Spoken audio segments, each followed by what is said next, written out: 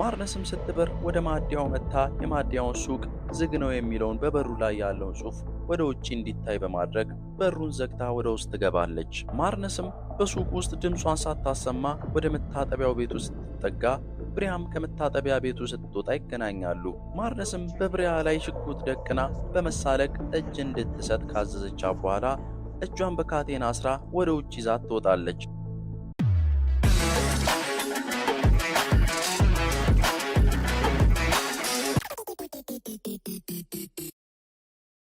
ፊልሙ አንዲት ወጣት ሴት በአንድ የምሽት ጭፈራ ቤት ውስጥ እየደነሰች እያሳየን ይጀምራል።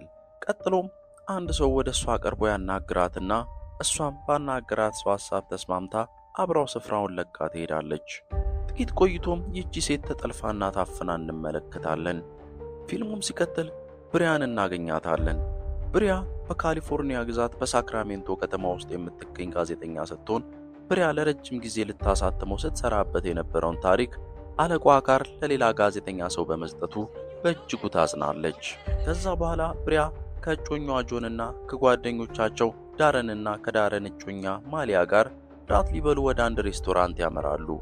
በዛም ራት እየበሉ እያለ ዳረን ጆን ብሪያን ሰርፕራይዝ ሊያደርጋት ያቀነውን እቅድ በራት ቦታው ላይ ቀድሞ በማውራት የጆንን ሰርፕራይዝ ያበላሽበታል። ጆንም በጓደኛው በእጅጉ ይበሳጫል። በንጋታውም ጆን ብሪያን ራሱ ጋራዥ ውስጥ በገጣጠማት መኪና ሰርፕራይዝ ያደርጋትና ከከተማ ወጣ ብለው ለመዝናናት በማቀድ መኪናቸውን እየነዱ ከከተማ ይወጣሉ። ጥቂት ከተጓዙም በኋላ ከአንድ ነዳጅ ማደያ ጋር ይገባሉ። ጆንም ነዳጅ እየቀዳ እያለ ማሪያ ወደ መታጠቢያ ቤት ትገባለች። በዚህ ጊዜም ብሪያ ካራ የተባለች የተረበሸ ፊት ያላት ሴት ታገኛለች። ካራም ለብሪያ በመታጠቢያ ቤት ውስጥ እንዳለች ፎርዝ ኦፍ ጁላይ የሚል ቃል ነግራት እንደጨረሰች ሞተረኞች መጥተው ካራን ፈጠን ብላ እንድትወጣ በጩኸት ያዟትና ካራም ከመታጠቢያ ቤት ውስጥ ትወጣለች። ጆንም በማደያው በውጭኛው ክፍል ነዳጅ እየቀዳ እያለ ብዛት ያላቸው ሞተረኞች ወደ ጆን ቀርበው ነገር ይፈልጉታል። ጆንም ችግር እንዲፈጠር እንደማይፈልግ ይነግራቸዋል። ነገር ግን ከሞተረኞቹ አንዱ የጆን መኪና ላይ ምራቁን ይተፋል። በዚህ ጊዜም ጆን የተፋውን ሞተረኛ በቦክስ ይመተዋል። ይህም ሲሆን ማርነስ የተባለች ፖሊስ በስፍራው ትደርስና ሞተረኞቹ ከዚያ እንዲሄዱ ታደርጋለች። ብሪያና ጆንም ማደያውን ለቀው ጉዟቸውን ይቀጥላሉ። በመንገድ ላይም እያሉ በማደያ ውስጥ ከተጣሉት አንዱ ሞተረኛ ብሪያና ጆንን መከተል ይጀምራል። ነገር ግን ጆን በመጀመሪያ ፍጥነቱን በመጨመር ከዛም በድንገት በማቆም ሞተረኛው ከነሞተሩ ተንሸራቶ እንዲወድቅ ያደርገዋል። ከዛ በኋላ ጥንዶቹም ቫኬሽናቸውን ከሚያሳልፉበት ቤት ይደርሱና ከሰዓታቸውን በመዋኛ ገንዳ ውስጥ ያሳልፋሉ። ነገር ግን ለብቻቸው ሊያሳልፉት ያሰቡት ምሽታቸው ዳረንና ማሊያ ሳያሳውቋቸው ወደ እነሱ ጋር በመምጣታቸው ምክንያት ይበጠበጣል። ምሽቱንም ከነዳረን ጋር እያወሩ እያሳለፉ እያለ በድንገት ከብሪያ ቦርሳ ውስጥ የሚጮህ ስልክ ድምፅ ይሰማሉ። ብሪያም ቦርሳዋን ከፍታ ስታየው ቦርሳ ውስጥ አንድ የሳተላይት ስልክ ታገኛለች። ብሪያም ይህንን ስልክ ማን ቦርሳ ውስጥ እንደከተተው ካሰበች በኋላ በማደያው መታጠቢያ ቤት ውስጥ ያገኘቻት ካራ እንደሆነች ትረዳለች። የሳተላይት ስልኩም በፓስወርድ ተቆልፎ ስለነበር ብሪያ የካራን ፎርዝ ኦፍ ጁላይ የሚለው ንግግሯን አስታውሳ ከንግግሯ በመነሳት የስልኩን ፓስወርድ ትከፍተዋለች። ቀጥሎም ብሪያ ስልክ ውስጥ ያለውን ነገር ስትመለከት ከ100 በላይ የሚሆኑ የተጎሳቆሉ ሴቶች ፎቶ ታገኛለች።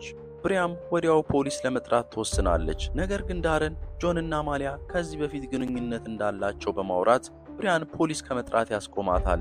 ማሊያም ዳረን ባደረገው ነገር በእጅጉ ትበሳጭበትና ቤቱን ጥላ ትሄዳለች። በዚህ ሰዓት ብሪያም በራሷ ስልክ የሴቶቹን ፎቶ ከስልኳ ላይ ታነሳዋለች። ጥቂት ቆይቶም የውጩ በር መንኳኳት ይጀምራል። ብሪያም በሩን ስትከፍተው ካራን በሩ ላይ ታገኛታለች። ካራም ስልኩን እንድትመልስላት ትጠይቃታለች። ነገር ግን ብሪያ የብዙ ሰው ሕይወት ስለያዘ ስልኩን እንደማትመልስላት ትነግራታለች። ካራም በዚህ ሰዓት ተበሳጭታ ትሄዳለች። ብሪያ ጆንና ዳረንም ካራን ተከትሏት ይወጣሉ። ወዲያውም የመኪና መብራቶች አካባቢው ላይ ያበራሉ። ካራም ሬድ ወደ ተባለው የሞተረኞቹ አለቃ በመሄድ ስልኩን እንዳልመለሰችላት ነገር ግን ትንሽ ደቂቃ እንዲሰጣት ስልኩን እንደምታስመልሰው እያባበለች ለመናገር ተሞክራለች። ነገር ግን ሬድ ንግግሯን ሳያስጨርሳት ግንባሯን በጥይት መትቶ ይጥላታል። ብሪያ ጆንና ዳረንም በድንጋጤ ወደ ቤት ውስጥ ይገባሉ። ዳረንም ከመሳቢያው ሽጉጥ አውጥቶ ብሪያ ላይ በመደገን ከዚህ በላይ ችግር እንዳይፈጠር ስልኩን ለሬድ እንዲመልስለት እንድትሰጠው ያስጠነቅቃታል። ብሪያም አማራጭ ስለሌላት ስልኩን ትሰጠዋለች። ከዛ በኋላ ዳረን ስልኩን ለሬድ ለመስጠት ወደ ውጭ ወጥቶ ወደ ሬድ መቅረብ ሲጀምር በመንገድ ላይ የማሊያን ሻንጣ ወድቆ ያየዋል።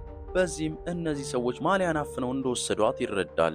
ዳረን ከሬድ ጋር ለመደራደር ያስብና ስልኩን ስለሚሰጣቸው ማሊያ እንዲመልሱለት ለሬድ ይነግረዋል። ቀጥሎም ዳረን ስልኩን ለሬድ ይሰጠዋል። ነገር ግን ሬድ ስልኩን ከዳረን ተቀብሎ ሲመለከተው ስልኩ እንደተከፈተ ይረዳል። ስልኩም ስለተከፈተ ማሊያን እንደማይሰጠው ይነግረዋል። ዳረንም ወዲያው መሳሪያ ለማውጣት ሲሞክር የሬድ ሰዎች ዳረንን ይቀድሙትና በጩቤ ከወጉት በኋላ ሬድ በጥይት መጥቶ ይጨርሰዋል። ይህ ሁሉ ሲሆን ብሪያና ጆን በቤቱ ጋራዥ የጀርባ በር በኩል ወጥተው ለማምለጥ ይሞክራሉ። ነገር ግን ሬድና የሬድ ሰዎች ያያቸውና መሳሪያ እየተኮሱ በጫካ ውስጥ ያሳድዷቸዋል። እነ ብሪያም ተደብቀው እያለ አንድ የሬድ ሰው ይደርስባቸውና ሊያጠቃቸው ይሞክራል። ነገር ግን ጆን ከሬድ ሰው ጋር ደረቱ እስኪወጋ ድረስ ይተናነቃል። ጆን እና የሬድ ሰውም በሚፋለሙበት ወቅት ብሪያ መታ ከጀርባው በግንድ በምትመታው ሰዓት ጆን ደግሞ በጩቤ ይወጋውና ይገሉታል። ከዛ በኋላ ጥንዶቹ በጫካ ውስጥ ከተጓዙ በኋላ አንድ ሽማግሌ ሰው የሚኖርበት ቤት ስላገኙ በሩን ካንኳኩ በኋላ ሽማግሌውም የበሩን መንኳኳት ሰምቶ በመውጣት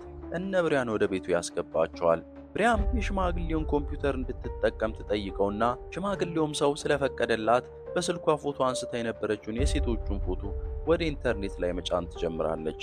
ነገር ግን የኢንተርኔቱ ፍጥነት ጥሩ የሚባል ስላልነበረ ኔትወርኩ ያስቸግራታል። በዚህ መሃልም ከሞተረኞቹ አንዱ ሳይታሰብ ወደ ሽማግሌው ቤት ይደርስና ሽማግሌውን በመግደል ጥንዶቹን ማጥቃት ይጀምራል። ብሪያም ፎቶዎቹን እየጫነችበት የነበረው ኮምፒውተርም ፎቶዎቹን ጭኖ ሳይጨርስ በፍልሚያው መሃል ከጠረጴዛው ላይ ይወድቃል። ሞተረኛውም ጆንን ይፋለመውና በመሬቱ ላይ ጥሎ ሊጨርሰው ይላል።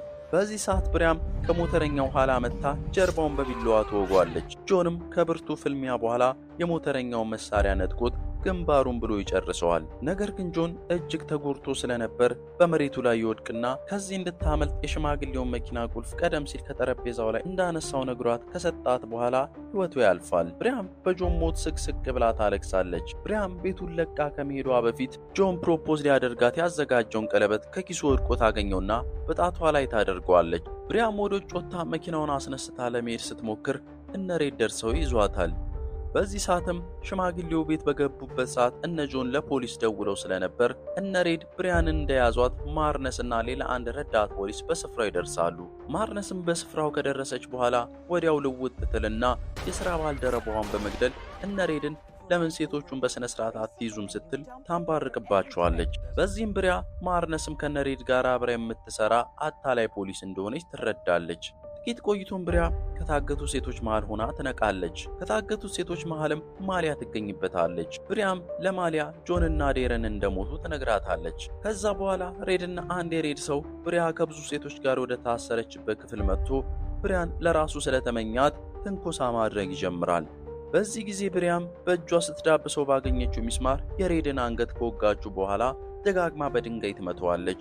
ከሬድ ጋር አብሮ የመጣው ሞተረኛውም የማደንዘዣ መድኃኒት ለሴቶቹ እየሰጠ ካለበት ተነስቶ በመሮጥ ወደ ብሪያ ይመጣና ይይዛታል። በዚህ ጊዜም ማሊያም በመሬት ላይ ያገኘችውን የማደንዘዣ ሲሪንጅ አንስታ አንገቱ ላይ ትሰካዋለች። ሞተረኛውም ብሪያን ለቆ ይወድቃል። ከዛ በኋላ ብሪያ ለማሊያ እንደምትመለስ ቃል ገብታላት በረጅሙ ድብቅ ዋሻ መሰል መንገድ ውስጥ ከተጓዘች በኋላ ወደ ውጪ ትወጣለች። በጫካ ውስጥም ብዙ ከተጓዘች በኋላ ከነዳጅ ማደያው ጋር ትደርስና ማደያ ውስጥ ትገባለች። ብሪያም ወደ ውስጥ እንደገባች ላገኘቻት አንዲት ሴት ለፖሊስ ደውይልኝ ስትል ነግራት የእጅ ስልኳን ሳታያት ከካውንተሩ ላይ በመውሰድ ወደ መታጠቢያ ቤት ትሄዳለች። ይህችም ሴት ብሪያ በነገረቻት መሰረት ለፖሊስ ትደውላለች። በዚህ ጊዜም የስልኩን ጥሪ ማርነስ ታነሳዋለች። ብሪያም ሳክራሜንቶ ለሚገኘው ለአለቋ ካር ደውላ ስለ ሁኔታው እንዳለ ታሳውቀዋለች። ማርነስም ስትበር ወደ ማደያው መጥታ የማደያውን ሱቅ ዝግ ነው የሚለውን በበሩ ላይ ያለውን ጽሑፍ ወደ ውጪ እንዲታይ በማድረግ በሩን ዘግታ ወደ ውስጥ ትገባለች።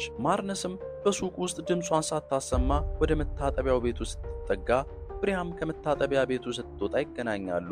ማርነስም በብሪያ ላይ ሽጉጥ ደቅና በመሳለቅ እጅ እንድትሰጥ ካዘዘቻት በኋላ እጇን በካቴና አስራ ወደ ውጭ ይዛት ትወጣለች። ነገር ግን ወዲያው ፖሊሶች ሳይረናቸውን እያጮሁ ይደርሱና ማርነስን እጅ እንድትሰጥ ያደርጓታል። በመጨረሻም ፊልሙ ማርነስ በፖሊሶች ቁጥጥር ስር ውላ የታገቱትንም ሴቶች አንድ በአንድ ከታፈኑበት ነፃ ያወጧቸዋል። ከዛ በኋላ ፊልሙ ሲያስቃኘን ብሪያ ሳክራሜንቶ ባለው ስራ ቦታዋ ላይ ካለቋ ካርል ጋር ሆና እያወራች ካርልም ይህንን ያሳለፈችውን ሁሉ በጋዜጣ እንዲወጣ እንድታሳትመው ነግሯት ብሪያም እውነተኛ ታሪኳን ለዓለም ለማጋራት እንደማትፈራ ነግራው ተነስታ ስትሄድ ፊልሙ ታሪኩን እዚህ ጋር ይቋጫል።